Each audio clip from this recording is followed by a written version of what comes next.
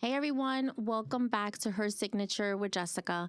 I'm Jessica Lopez, and over the last few episodes, we've talked a lot about starting over.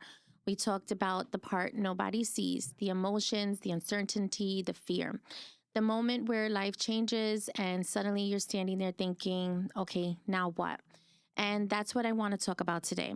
Because I think a lot of people tell you start over, move on, choose yourself, create a better life, but nobody really talks about the next morning.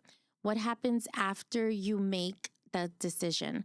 What happens when you still have bills, responsibilities, kids depending on you, a job to show up to, a life you have to rebuild? Because rebuilding isn't just emotional, it's practical. One of the biggest mistakes I think people make when starting over is feeling like they need to fix everything immediately.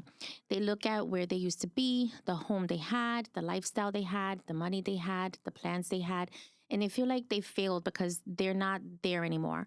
But sometimes rebuilding requires accepting where you are right now while still believing you can get somewhere better.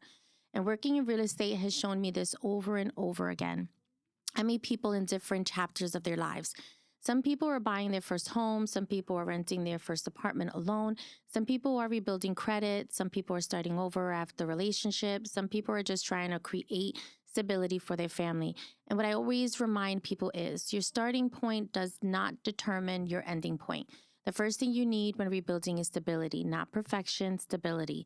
Sometimes people want the dream house immediately. They want everything to look like it did before. And sometimes the first step is, where can I create peace? Where can I create safety? Where can I breathe while I rebuild? Because your environment matters. You cannot heal, grow, or plan your future when you're constantly living in survival mode. The second thing is understanding your finances. And I know this is the part nobody likes talking about, but rebuilding requires knowing where you stand. Look at your income, look at your credit, look at your debt, look at your spending. Not to shame yourself, not to judge yourself, but because you cannot create a plan if you don't know your starting point. I've seen people who thought homeownership was impossible because nobody ever sat down and explained the steps. Sometimes the dream isn't impossible. Sometimes you just need the information.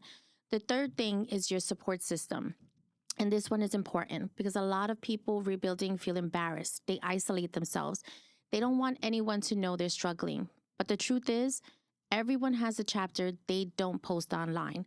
Everyone has a season where they're figuring things out. Asking for help does not mean you failed. I mean, you're human. And honestly, this is a big reason I created Her Signature.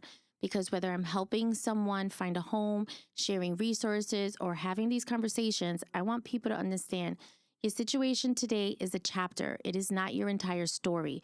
Maybe you're not where you want to be yet. Maybe things look different than what you planned.